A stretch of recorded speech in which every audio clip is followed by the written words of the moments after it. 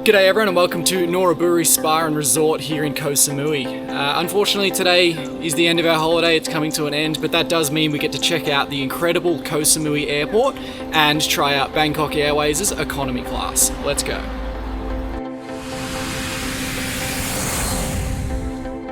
Welcome to what I think might be the world's most beautiful airport, Samui International. Located on the island of Koh Samui, off the coast of mainland Thailand, this airport is owned and operated by Bangkok Airways and serves narrow-body aircraft out of Thailand, Hong Kong and Singapore.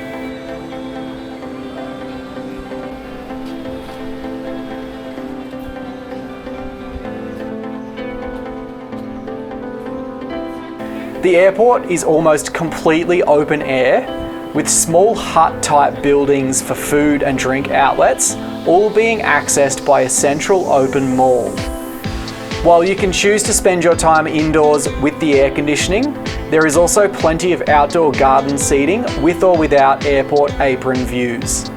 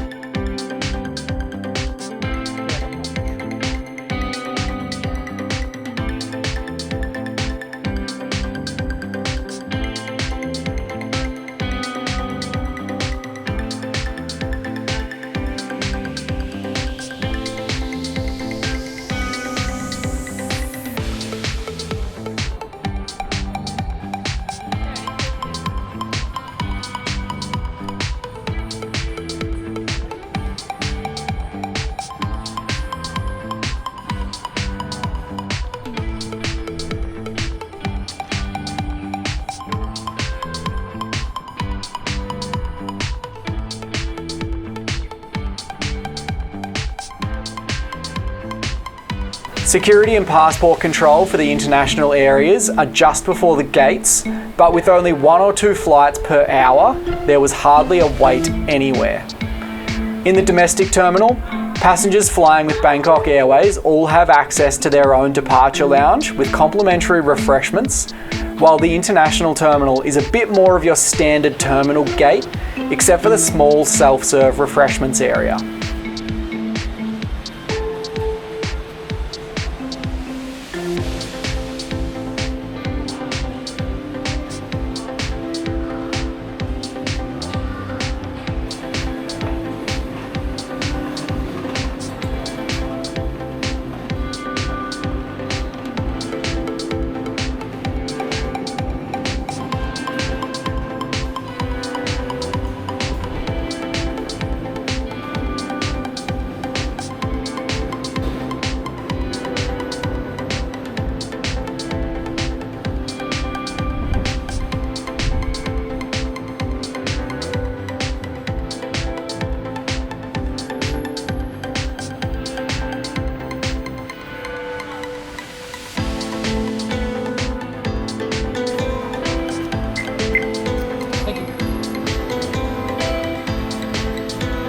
Flights from Samui are all done with bus gates, but in maybe the coolest way possible, using these tiny little resort buggies to ferry you out to the hard stand to your waiting aircraft.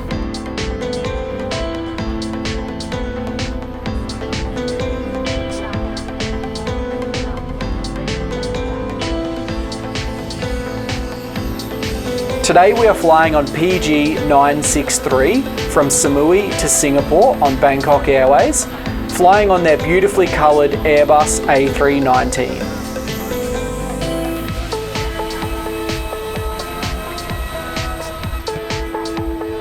This aircraft is configured with 3 rows of business in a 2-2 configuration and 21 rows of economy in 3-3. Today we are in row 8, which is the exit row, and all I can say about the extra $19 it costs to book these seats is that it is so worth it. We sat in row 16 on the way here, and the legroom difference feels like flying business class compared to those seats.